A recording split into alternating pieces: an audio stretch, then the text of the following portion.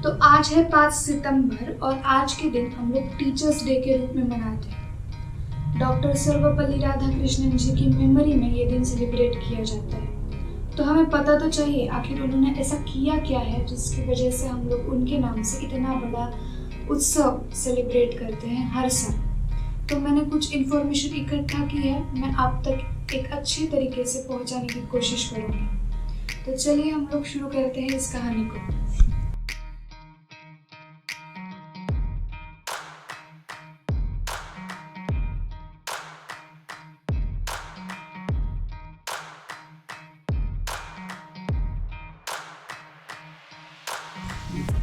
तो इस कहानी की शुरुआत होती है 1888 में तिरुत्तनी गांव से, एक मद्रास के छोटे से गांव से, जहां पर एक हिंदू परिवार, ब्राह्मण परिवार के घर के अंदर एक छोटे से चिराग का जन्म होता है, जिनके पिताजी का नाम है सर्वपल्ली वीरास्वामी जी और माता का नाम है सीता जी, और इनका नाम राधा कृष्ण सर्वपल्ली जी। तो डॉक्टर साहब का जन्म होने के बाद एक हिंदू परिवार में होने की वजह से, और तिरुत्तनी ये जो गांव है वो एक श्री क्षेत्र, यानी कि जहाँ पर काफ़ी सारे टेम्पल्स हैं और दूर दूर से लोग यहाँ दर्शन लेने के लिए आते थे।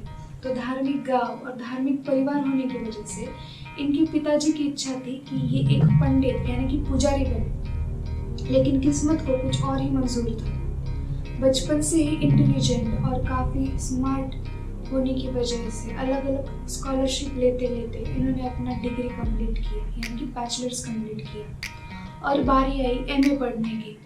तो इनकी रुचि साइंस में होने की वजह से इन्होंने साइंस में एमए करने का सोचा था, लेकिन यहाँ भी किस्मत को कुछ और मंजूर था। उनके एक कजिन उनसे मिलने आए थे जो एमए फिलोसफी में पढ़ रहे थे, और उनकी किताब बातों बातों में इनके पास छूट गई। तो जब ये लौटाने जा रहे थे तो समय निकालने के लिए उन्होंने ये पूरी किताब ही पढ़ डाली, और जब ये हुआ तब उनकी रुचि फिलोसफी में इतनी बढ़ गई कि उन्होंने साइंस में एमए करने के बजाय फिलोसफी में एमए कर लिया। यहाँ तक पीएचडी भी उन्होंने फिलोसफी में ही की।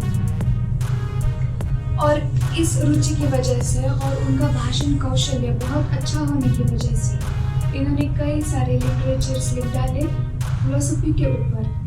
जिस समय यहाँ पर ब्रिटिश का राज था और वो लोग क्रिश्चियनिटी को प्रमोट कर रहे थे बहुत ज़्यादा, और उनके खिलाफ बोलना उस समय में काफ़ी मुश्किल काम था, लेकिन फिर भी राधा कृष्णन जी ने उनकी क्रिश्चियन फिलोसफी, यानी जिसे हम लोग वेस्टर्न फिलोसफी भी कहते हैं, उसके अगेंस्ट में वक्तव्य किया और अपनी हिंदू फिलोसफी, इंडियन फिलोसफी को पूरी दुनिया के सामने प्रमोट किया।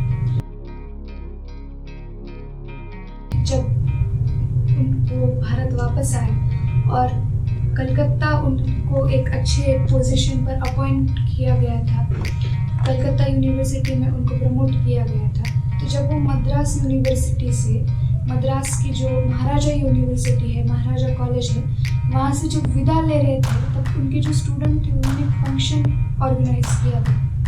फंक्शन खत्म होने के बाद जब सर्वपल्ली जी बाहर आए तब उन्होंने उनकी बग्गी देखी जो पूरी तरीके से फूलों से सजी हुई थी।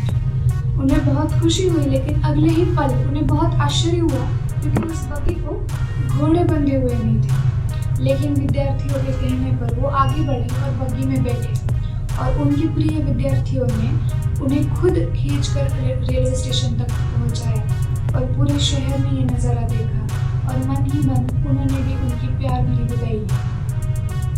तो स्टूडेंट जो है उनके मन में ये तो राज करते थे।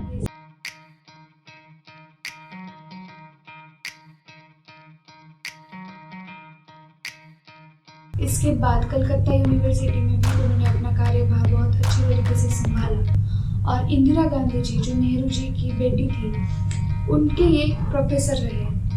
इसी वजह से नेहरू जी की नज़र इनके इंटेलिजेंस पर पड़ी और इनसे दोस्ती में, इनका जो मुलाकात है वो दोस्ती में परिवर्तित हो गई।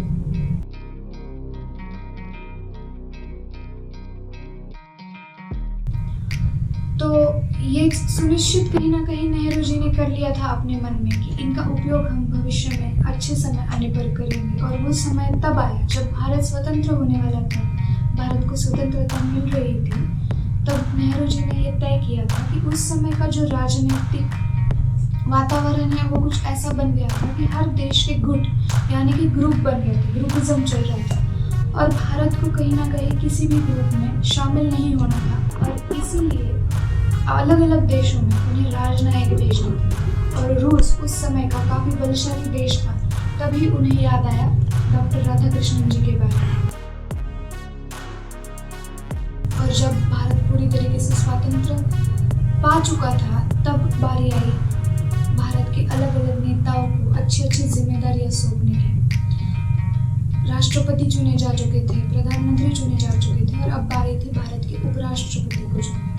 और तब नेहरू जी ने नाम सजेस्ट किया डॉक्टर सर्वपल्ली राधाकृष्णन जी का और इसी तरह भारत के पहले उपराष्ट्रपति बने डॉक्टर सर्वपल्ली राधाकृष्णन जी। जब उनका 10 साल का उपराष्ट्रपति के तौर पर कार्यकाल पूरा हुआ और राजेंद्र प्रसाद जी का राष्ट्रपति के तौर पर कार्यकाल पूरा हुआ, तब सभी ने मिलकर राधाकृष्णन जी को ही राष्ट्रपति चुनने का प्रस्ताव मान्य किया था।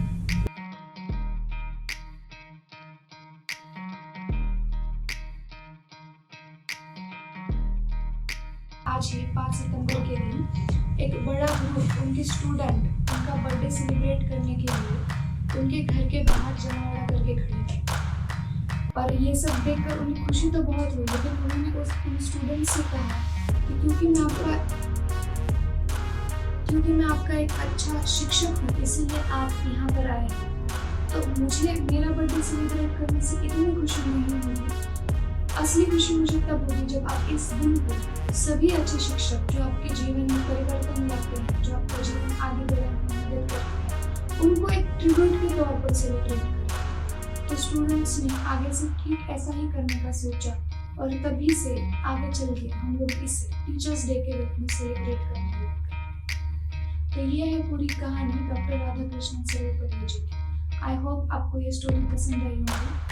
अगर आपको ये वीडियो अच्छा लगा है तो इसे लाइक कीजिए और लोगों तक ये जानकारी शेयर कीजिए, क्योंकि हम लोग अक्सर अपनी संस्कृति को कम समझते हैं, अपने लोगों के बारे में कम नॉलेज रखते हैं। हम लोग वेस्टर्न कल्चर को इतना पसंद करने लगे हैं, उनके विचार पसंद करने लगे। ये बात अच्छी है, लेकिन अपने कल्चर, फिलोसफी, सोच को, आइडिया को भूल जाना अच्छी बात नहीं है। और यही काम जब बहुत मुश्किल समय था तब डॉक्टर राधाकृष्णन सर्वपल्ली जी ने किया था। ब्रिटिशर्स के राज में ही उनके ही धर्म के खिलाफ बात करने का डेयरिंग उन्होंने किया था। आज तो भारत स्वतंत्र है, आज हम अपने कल्चर के बारे में, अपने फिलोसफी के बारे में, अपने आइडियोलॉजी के बारे में बात खुलेआम कर सकते हैं।